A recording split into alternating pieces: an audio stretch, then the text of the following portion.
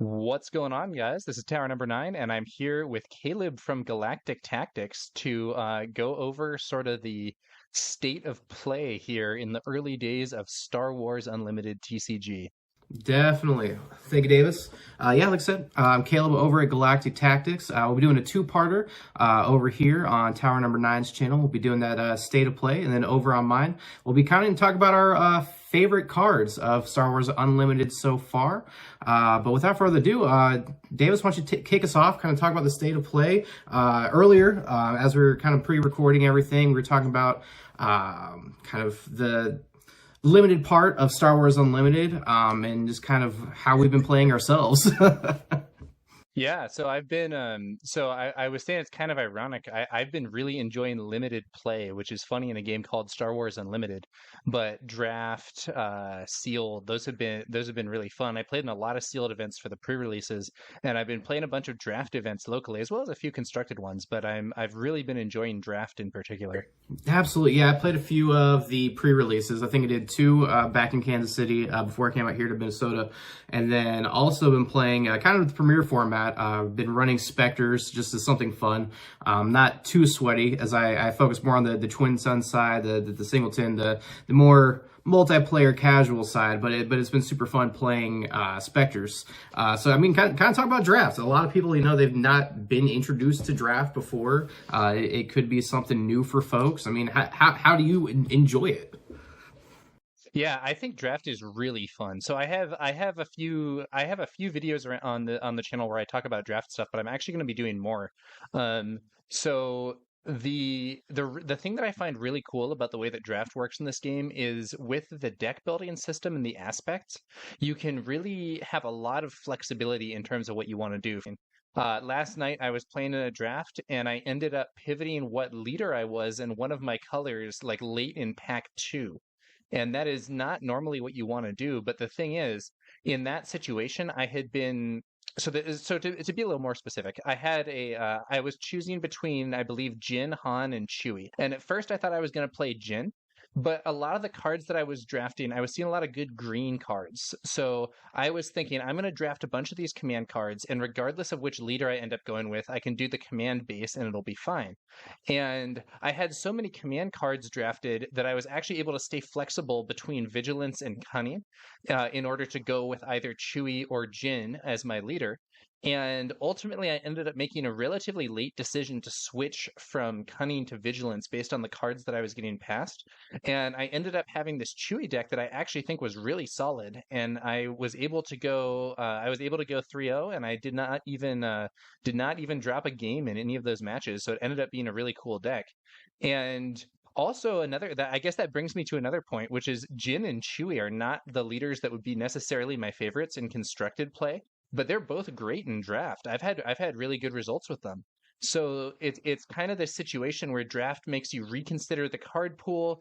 There's this really cool format where you can stay open and like be flexible in what you're drafting and do different sorts of things. And I don't know, I'm having a blast with it. No, I like that.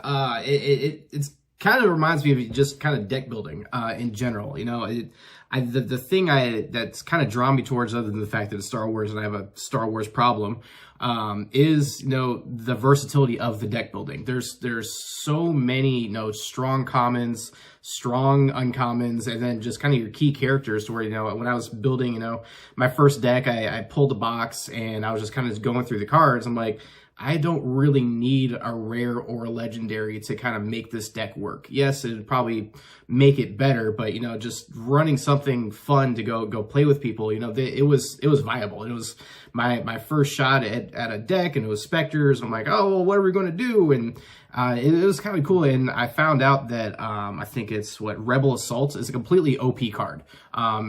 Oh, that card's sick, yeah. It's Leia on a stick. It's awesome. I had no idea. I'm like, well, I guess I would play this and do 17 damage. What just happened? But it's super cool because I think that's like an uncommon card, and everyone has access to it. So it kind of makes the rares, the legendaries kind of feel more special when you don't need them, but you're like, I just pulled Darth Vader. I just pulled Luke Skywalker. So it's like you don't need it, but it's cool to have it. It kind of helps with collectability, I think, and really just the fun aspect of opening packs still. Yeah, I think the point about commons and uncommons being good in this game is also very relevant. I think, in some there might be other games where where you basically always draft the rare just on like straight power level. And that is not the case in this game. Like I was mentioning before the show that like I've probably had packs where the rare would not be the first pick. It might not even be like the fourth pick. There are such good cards in like common and uncommon in this game that it feels like you can make something pretty solid without having to like luck into the right rares or whatever as your first picks. And yeah, I mean I think I'm having more fun drafting with this than I have had in any other game, which is pretty solid recommendation given that draft is such a cool format. Yeah, absolutely, and you're exactly right, because I've played Magic the Gathering, and then the first thing that you always do when you're in a draft is, all right, what's my rare? And then even in pre-release, I was like, I want Sabine Leader, I want Sabine, and she's like a common uncommon in a booster pack. So it's super cool that you have the ability in a draft format to pull all the cards you need for a deck, and get a few of them, as there's 15 cards in a pack, including the leader and the base. Yeah, I think that's right. I don't remember exactly how the leader and base factor into it, but I think it's a 15 card pack. I've opened like 3 boxes, and I still can't remember how many cards are in a pack. Yeah, I don't have any packs lying around to open and find out, unfortunately. Neither do I. Oh man. I have a pack wrapper. It says 16 card booster pack, so maybe it's so I think it's 16 with the leader in the base. Okay. So 14 normal cards. Okay, nice. I mean, that's still a ton. And even like going through, you have the possibility of getting that hyperspace at every level. So every pack, that I've ever opened, I'm excited to open. I don't just skip to the end and see what the rare is. I'm like, all right, cool. What fun bling do I get? And even with the was it the play packs that you get for going out to play? Those.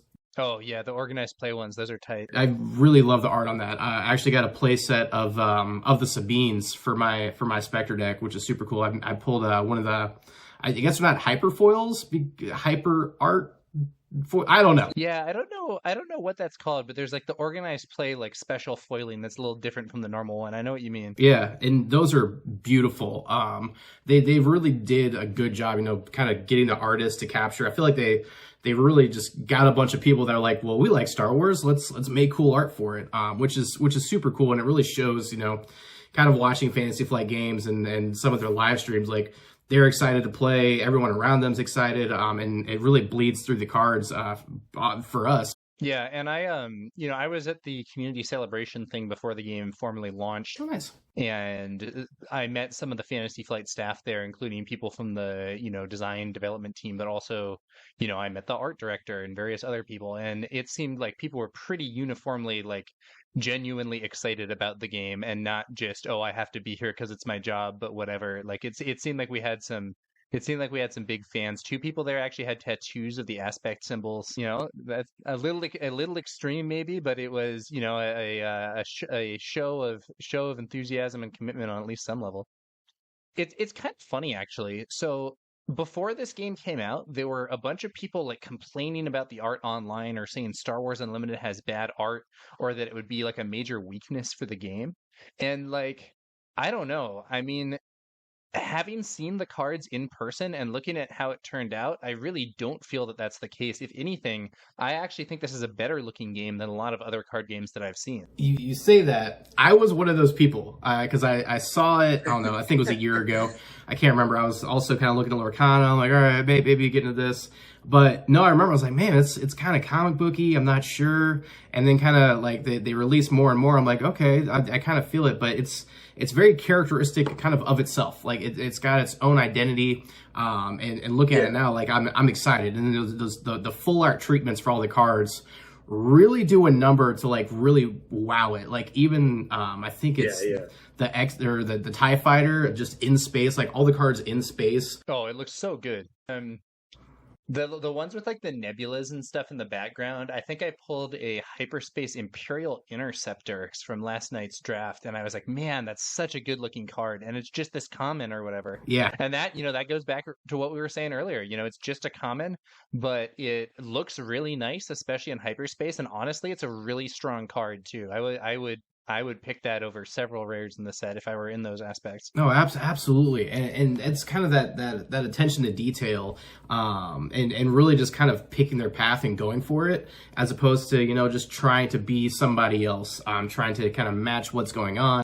Yeah. And it's still got that Star Wars identity. Like I can turn around, I've got a Mace Windu, I'm like, that's Mace Windu doing Mace Windu stuff on that card, and And it's not the same art that Fantasy Flight has used across several other games.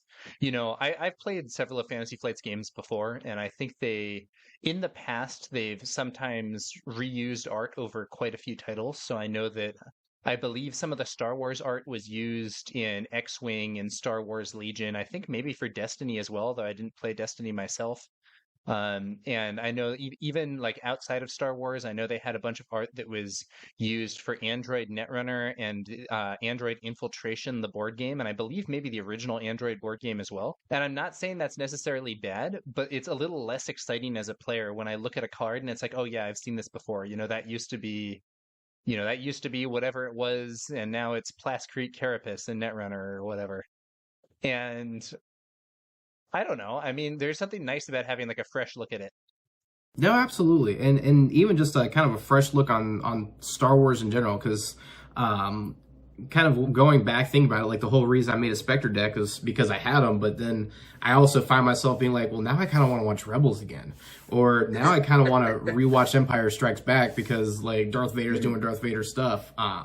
So it hits a little nostalgia. I don't know. It's just so iconic, but it's so their own, which really kind of speaks to me on a little nerd level.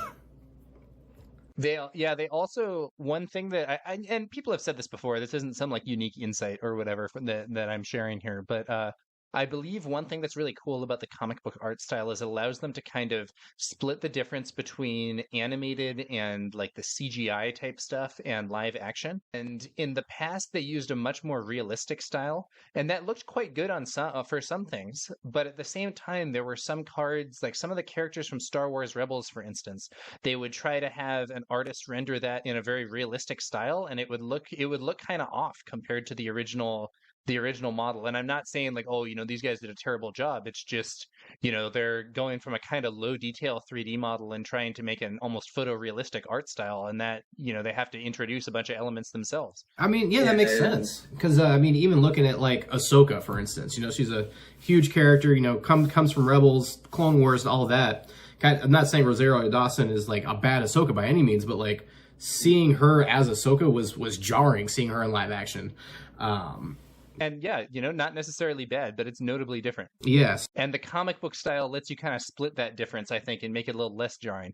No, yeah, absolutely. Which is super smart. Not trying to go kind of one way or the other with that, because yeah, I'm thinking like of Ahsoka. I would love a whole Ahsoka themed deck, but like I would definitely prefer her more in that Clone Wars, the long head tails, just kind of stoic, taller, with her kind of Clone Wars lightsabers, which are super thin, as opposed to kind of the more realistic. They're almost kind of bashing, if that makes sense. Just very thick, wielded. I don't know. There's two very different feels, but no, I definitely agree with the comic book style, being able to kind of merge all those.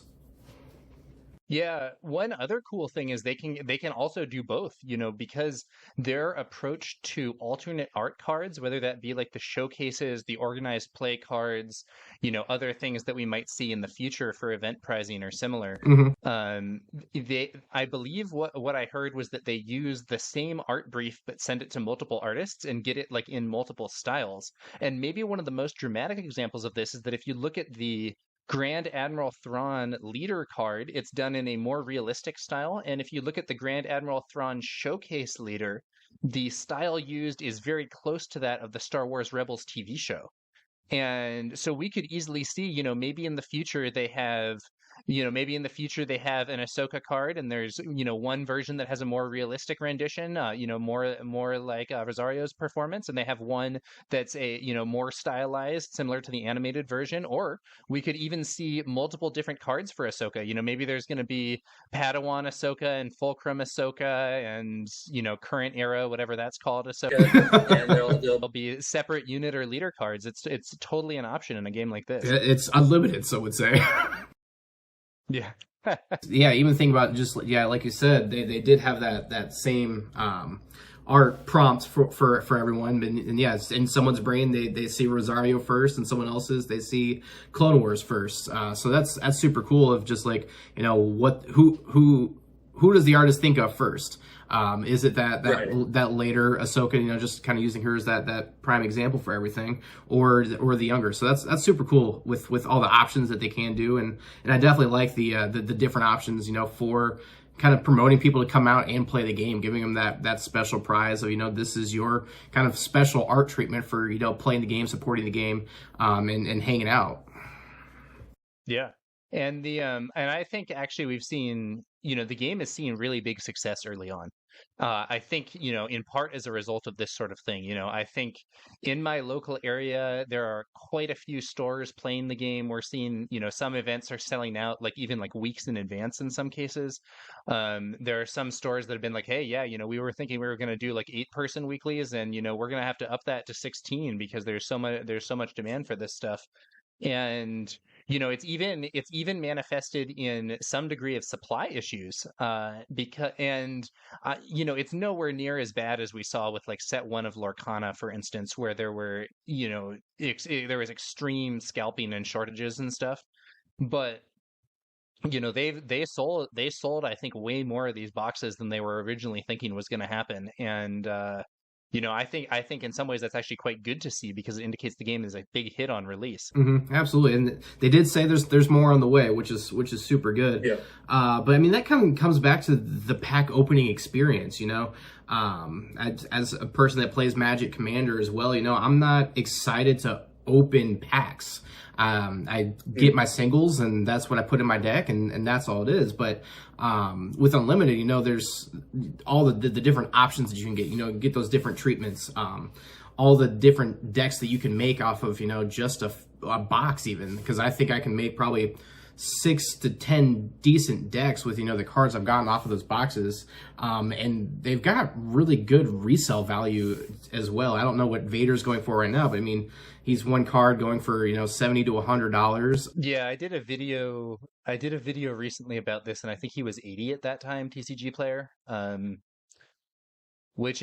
that's a lot. That's honestly more than I'm real happy paying for a card, but it also means this is a card that is in really high demand. A lot of people want to have this card, which is I think in part because it's a really strong card in game, and in part because, Vader is a very iconic and popular character. No, absolutely. And it completely makes sense. And, the other day when I got my prize packs, the guy that beat me, I think he ended up going 4-0, and I was 2-2, but I got my 2 packs and he beat me down and got 4 packs. But, I pulled that Vader. I'm like, I'm the real winner here. I got the card that we all wanted. You're really up on that. Right. So, and I was excited. I'm like, man, and I already had a deck. I'm going to put this in my Thrawn deck because that's, the deck I wanted in. For my twin sons and all that. And then I even out of one box I pulled a Vader and 2 Lukes. I'm like, man, this is exciting. There's not there's the chase cards and the showcases, which are your lottery tickets, but I like that all the cards are in the same box. I don't have to buy a collector's booster box or a different kind of box. I just get the box. I can get the showcase card, I can get the hyper foil version of this, or I can just get some awesome legendaries and it'd be cool with it, and that's super cool, just in the pack opening experience itself, which is definitely, if they keep it up just like this, is going to help the health of the long term, because you have everyone focused on buying one product, and then everyone's getting that product, we're getting it out. Hopefully those single prices get lower as time goes on. But if people are opening product, that means they're happy with the game, right? Yeah, and I think their approach to rarity, where the highest rarity cards do not have unique effects in game, they're just like special treatments of cards that are available at a cheaper price. I think that's very positive. So at one time I played Flesh and Blood, and Flesh and Blood had cards called Fableds, which were, I don't know what the exact numbers are, but let's say that they were about like showcases in rarity, maybe a little more common, maybe a little more rare. I honestly don't remember, but they had unique in-game effects. Oh wow. Like, yeah, and to be fair, they were one per deck, and they were often like fairly marginal effects. They weren't the outright best cards in the game, but there were decks that wanted to run them. And you're looking at a card, the Fableds that were like played in competitive decks, even though they were not played by all the heroes by any means. Those were like $250 plus cards. So normally I kind of think that if you're going to like a competitive tournament, I'm not saying like locals at your store, but like a larger kind of competitive tournament, you have to kind of assume that anyone you play against is probably going to have whatever cards they want. Right. Just as a general rule of thumb. And it's not always true, but it's usually true.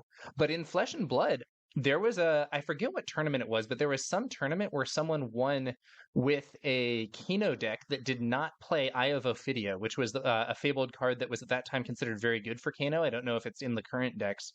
But I remember someone was interviewing this guy, and they're like, oh, why didn't you play Eye of Ophidia in your deck? Were you worried that it doesn't block or whatever? I don't remember exactly what they said. And the guy was like, hey, man, I don't have the card. And, I think that's an odd situation, and I'm glad that they averted it with this game by making it so that those really rare cards don't have special in-game effects. Additionally, if you do happen to draw one of those cards and you aren't attached to that look, that's a great opportunity to sell or trade in order to fill out your collection of more normal cards. Yeah, absolutely. I pulled a hyperspace foil Darth Vader commanding the First Legion. Oh, nice. I think it was a really cool card, but to tell you the truth, I ended up selling it on eBay, and I ended up buying some singles at one of my local stores to fill out my collection. Essentially using that money that I got from selling the fancy card, I was able to get not only a replacement normal condition Vader, but several other cards that I was looking for as well. Like you can sell and get 2 or 3 boxes even sometimes, and keep doing it. Yeah, and the trading is super awesome, because that's what I was doing the last night I was at. I just like, well, I have all these cards. I don't really care about the treatment on these, because either A, I already have them, or B, I'm just not connected to these cards. So I mean, let's make some trades, because I really wanted a hyperspace foil Thrawn, because there's no way I'm getting a showcase right now. But just making trades so that I'm improving your collection, I'm getting what I want. It's super awesome, because you can get every single card out of one box potentially. I mean, odds and everything out of there, but no, I like what you're saying, because those special treatment cards, that's exactly what they are. They're special treatment. They've got that alternate art, that fancy art, and if you want that art, definitely bling out your deck with it. But you don't need that 1-in-1 case card to be viable in a deck. Yeah, absolutely not. And I think the game would actually be a lot worse if you did need showcases to be competitive. I think it would be a huge misstep, and I'm glad that they avoided it. No, I completely agree, and I think that they've probably learned from Magic as well, kind of seeing the backlash of everything that's been kind of happening there. Is you want this fancy card, you want this whatever, you have to buy the $30-$40 pack. Like, I don't want to buy $30-$40 pack to maybe get a card. If I can get a $5 pack like normal and possibly get it, hell yeah. If not, I'm not necessarily out anything, but there's a high chance I'm going to get another cool card. So definitely, I really like the way that they're doing the system right now. It's super awesome. Yeah, I don't have a full playset of everything. There's definitely still some cards that I'm looking for. But if I play it like a local event and I do well and they're doing like pack per win or whatever, I am genuinely like, oh yeah, let's open these packs. Let's see what I get. And I'm genuinely like interested in that. And there are cool cards for me to pull. And it is absolutely not, oh, well, these packs aren't really worth very much because they're not the like extra fancy collector packs or whatever. It's like, yeah, I could pull a showcase. Or, I could just pull some nice hyperspaces of normal cards in my deck, like just not even necessarily high rarity cards, but they might look really good and let me improve my deck aesthetics or whatever. Definitely, and which is super cool because every pack has the potential to be an upgrade, whether that be, just kind of the card you need, or maybe a fancier version of that common that's already in your deck, where you're like, hey, now I got a hyperfoil version of it. Sweet. That's something I've noticed too. It's like, every pack I'm pulling cards out, like, oh, I can put this here, I can put this here, I can put this here. And there's not like a dead pack by any means, which is super awesome. Yeah. I think I recently traded with someone to get a third.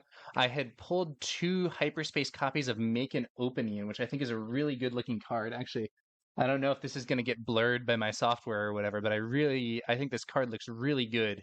And I recently traded with someone to get a third copy so that if I'm playing like Iden or something and I have three of these in the build, I can run the full playset. Nice. I think, yeah, because I've got the playset of the Sabines. And it's, I guess not necessarily the playset. It's the hyper foil ish of the play pack version of her, and then just the play pack version of her, and then a hyper foil of the normal one. So I'm like, I play a Sabine. Okay. I'm like, I'm super happy. Like, I've got two different arts and a hyper foil, I don't know what to call it still, of Sabine. I'm like, all right, sweet. This is tricked out. Even like all my resupplies. It's a common hyperspace, but I've got a full set of hyperspace resupplies, and then cool. DJ Death Star, same deal. Like, those are commons, and I think all commons, but it's super cool to be like, hey, I've got full bling on this. Not necessarily value, but again, it's just like, hey, this is my deck, I'm making it mine. And then there's the people that, don't want that treatment at all, which, go you. But, you can get every card you want as well in that same pack.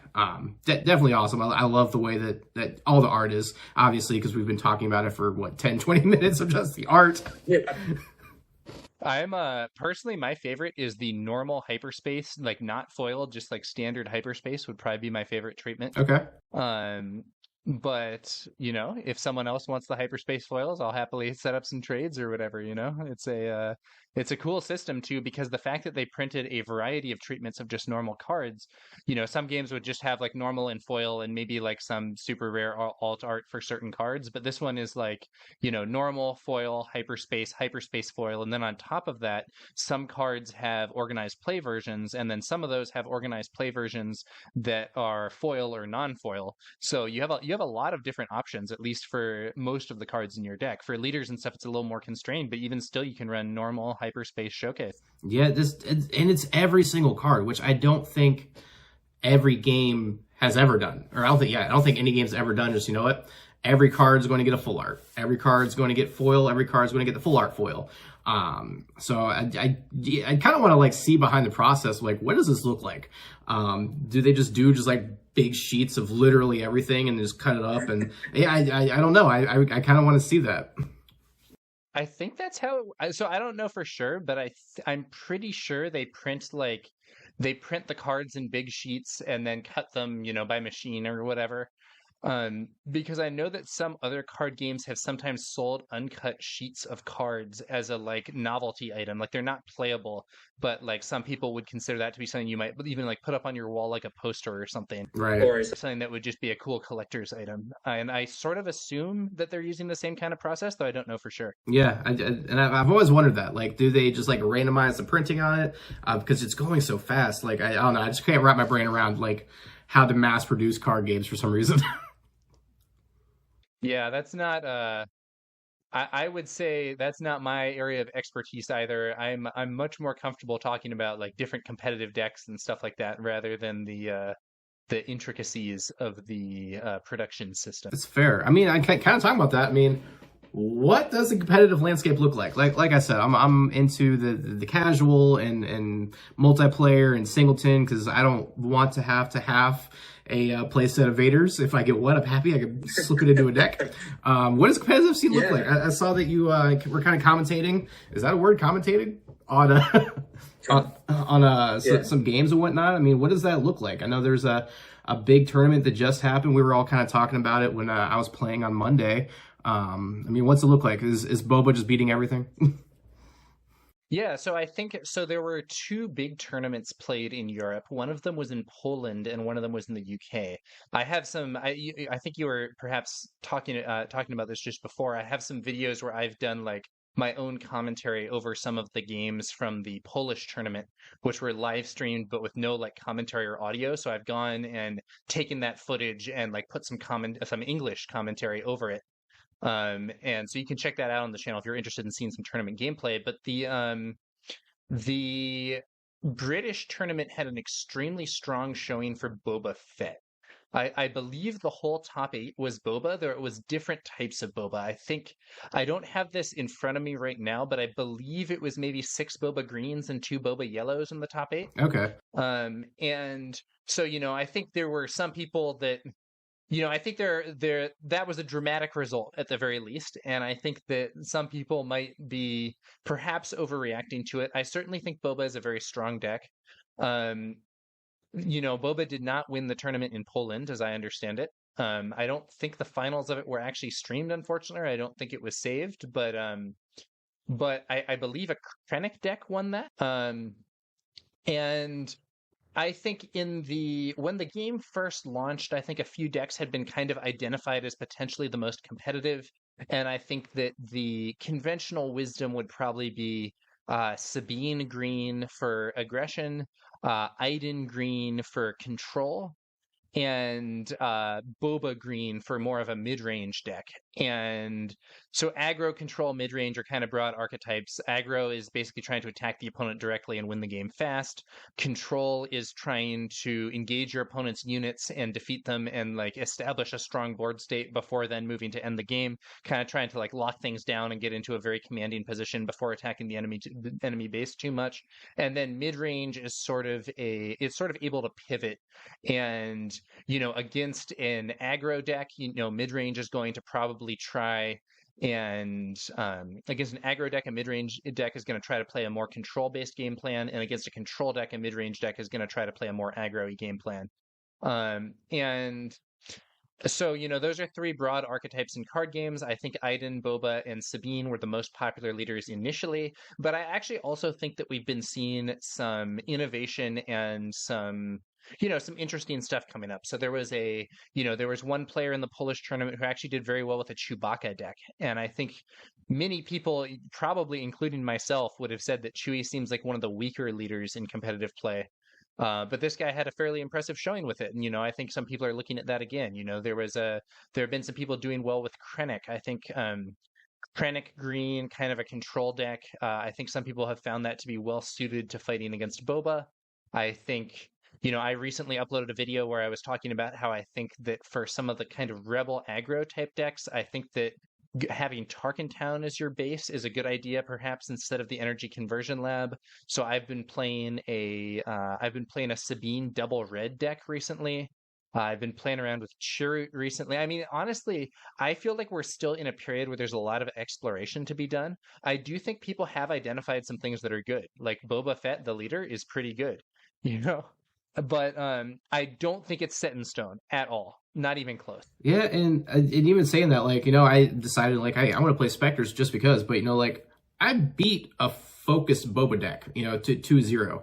And I think it's just because, I was playing, it was, what was it, Hera, because she's green, and then Lothal, which is blue, and I got to splash in all the other Spectres. I got to put in Sabine and why can't I think of in Karabast and Zeb and all that, while also having Ezra doing his thing, just kind of out of colors as well.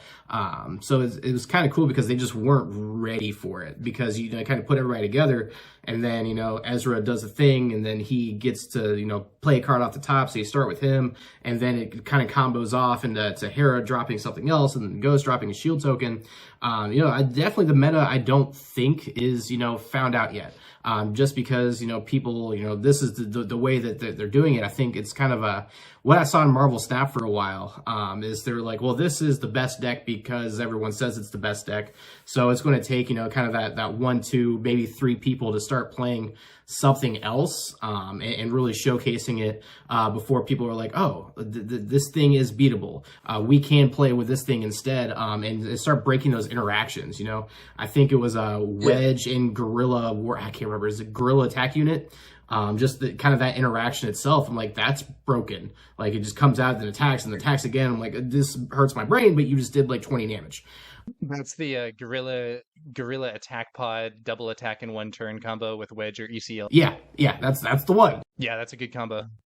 I think and I think there's a lot of room. Actually, I haven't made a video about this yet, but just the other day, someone was telling me about a cool combo they had discovered. I had never heard of it. And there's a lot of stuff that I think still has yet to be discovered in this game. And I'm not saying people's early findings and tournament results don't mean anything. No, they're relevant. Like, Boba is a good deck. I think Boba is very strong. I think that if you're planning to go to a tournament this weekend, you should probably have a plan for how your deck deals with Boba.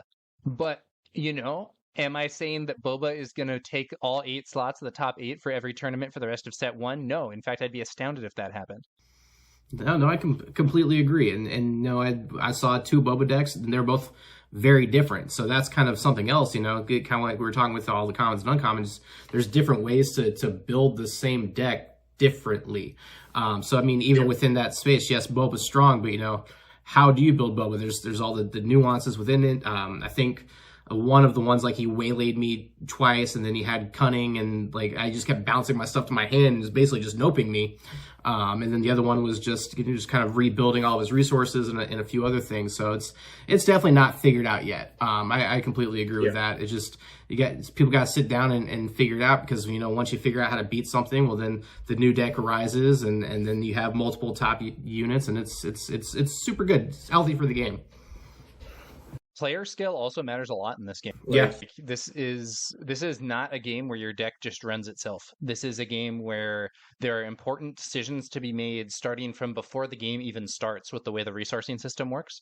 And I have absolutely lost games where I was like, the reason I lost this game is that I made a bad resourcing decision. And if I had kept this card and resourced this other card, I would have won. The back and forth also means that there's a lot more opportunity to mess with your opponent than you would see in some other games.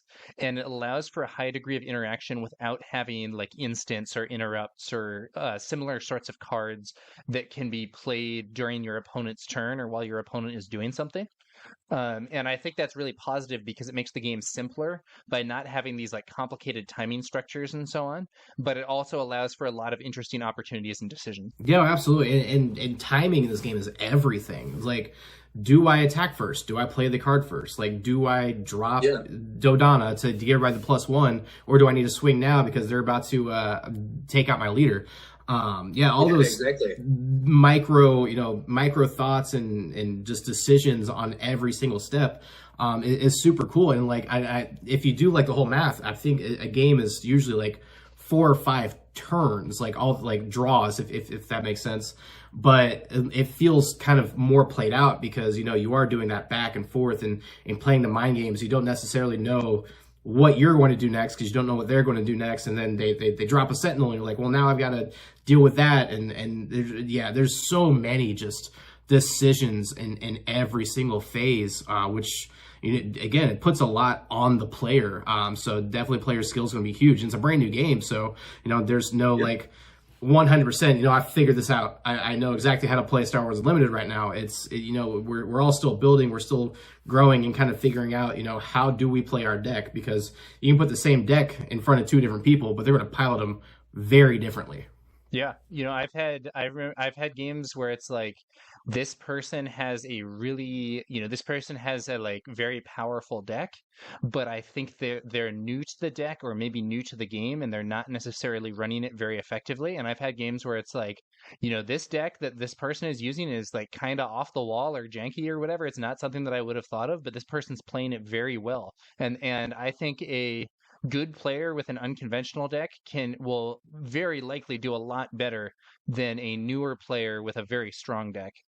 And, I think also some people have played other trading card games before, and I think there's definitely some degree of advantage that you can get from being experienced with how these games work more broadly. But at the same time, there's also stuff that's different. Card advantage is king in a lot of games. And in Star Wars Unlimited, card draw is a lot less important than in some of the other games. Drawing two cards per turn, it makes things very different. Yeah, I mean that's kind of one of the first cards I started pulling out because coming from Magic, I'm like, well, I need to draw cards and ramp. That's what I need to do.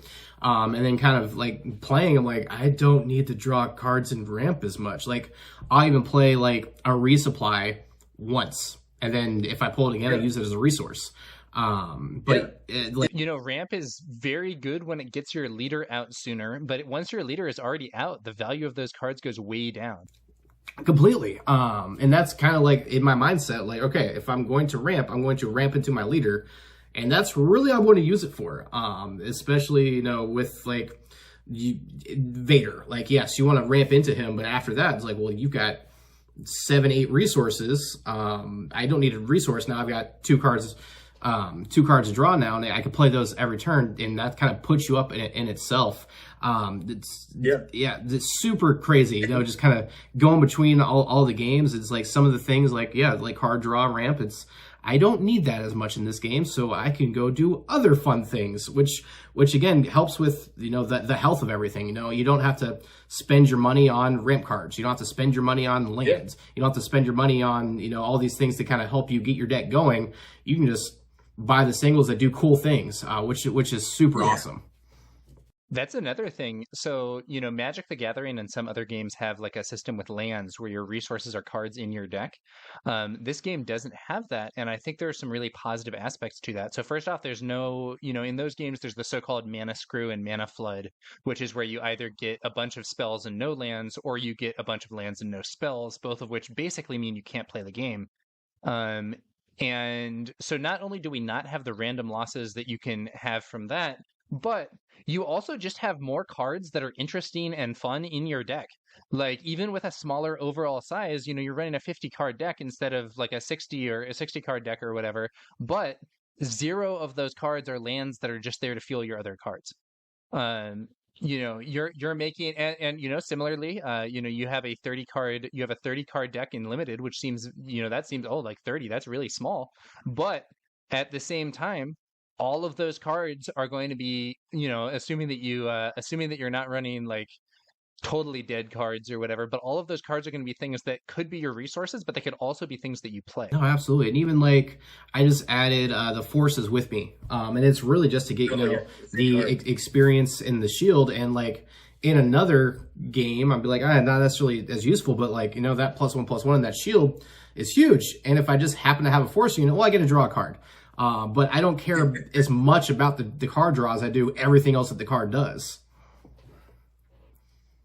So wait, the forces, does the forces with me draw a card? I thought it was Yeah, if it's you also, I'm just going to pull it one moment because I think it's No, I think you're thinking of Obi-Wan. The forces with me, I think, is 2 experience tokens, a shield if you have a force unit, and you can immediately attack. And Obi-Wan is 2 experience tokens and draw a card if you put them on a force unit. He's defeated. Yeah, that does sound more right. No, yeah, okay. Attack with chosen unit, give shield. So yeah, you're right. But still, like, I didn't even care about the card draw. It's everything else I was doing. Yeah. I mean, and there are also decks that do care about card draw more. So in particular, if you play Han, using his leader ability incurs card disadvantage by turning a card from hand into a temporary resource. And if you're using that ability a lot, you might want to have some card draw to replenish your hand. So like Black 1, for instance, in a Han deck, when you play Black 1, it discards your hand and you draw up to 3 cards. But if you play that after you've already gone down to just like one card in hand or whatever, you net gained 2 as well as playing a 4/4 space unit. No, absolutely, and it's those little interactions. And also, Black 1 is my most pulled legendary for some reason. I literally have one of every one of every version of it. I don't know why. I've pulled like 5 or 6. I think for me it's Mace Windu. I think I have 5 or 6 copies of Mace Windu. So weird. Just that one. I have pulled, I think, every single card now except for the Millennium Falcon. Interesting. I'm not sure I have a copy of Vigilance, and I'm not sure I have a copy of Cunning. And both those are good cards, so I might be looking to set up some trades for them at some time. Definitely. And yeah, everyone's always down for that. And I guess kind of looking, I mean, is there anything else we kind of want to go over before we start wrapping it up? No, I mean, I think we covered some key topics. Overall, I would say I think the game's a big success at launch. I think it's been really exciting to see the game come out and to see how positively it's been received, not just in terms of like overall conditions, but also in terms of the local stores and just getting out to those events in the community. I personally have ended up opening a lot more cards than I was expecting because I found myself liking this limited play and just the like weekly play events at local stores and stuff even a lot more than I have for other games that I've played in the past. And as a result, I've ended up with a bunch more cards. So, No, absolutely. And yeah, I don't need to buy singles. I'm excited to play as well, and it helps that the stores are also excited for this game. Yeah. They're excited for something fresh, and the ones that I've been to that are hosting the games, the tournaments, and everything. They're excited. They want to keep playing. They want more Star Wars Unlimited, and they're already excited for set 2. Yeah, one of the stores in my area is already selling singles. Some of the stores have actually sold out of normal product, though I believe that they luckily saw this outcome as potentially happening and reserved some boxes for limited play and for event prizing. So they're still able to run events that have like pack per win, or still able to do, a draft or whatever. Yeah, and then the organized play packs are just icing on the cake that gives that extra incentive to go out to your local store and play some games. And I honestly think these games live and die based on the local store. I think the local store is very key to how these games work. And that's one thing that I think Flesh and Blood TCG did pretty well. They were very focused on the local store experience in a way that I think helped that game. And I think that it seems to me that Star Wars Unlimited is similarly getting off on the right foot with respect to really making it a fun, engaging experience to go and play in your local store at a weekly event, whether that be, premier constructed play, draft, or even sealed. I completely agree. Or Twin Suns, for that matter. I have yet to play Twin Suns. Most of the local play in my area has been other formats for now, but a bunch of people have been talking about it, and I think at least some of them have tried it. And I'm kind of excited to I'm excited to see what that format ends up like as well. No, as am I. Like I said, I'm a huge fan of the casual play and singleton, and just kind of you can do broken things with 100 cards or 80 cards in our sense, or 50 right now, 50 then 80 eventually. But no, super excited to get out. Pleasure being here with you, talking about the state of play and everything. And then up next, we're going to talk about all of our favorite cards. Yeah, so stay tuned for part 2, and part 2 is actually going to be hosted on the Galactic Tactics channel. I will have a link to it in the video description below. But yeah, if you want to see part 2 where we talk about our favorite cards in Spark of Rebellion, jump on over to Galactic Tactics. Perfect. See you over there. May the Force be with you. Catch you guys later.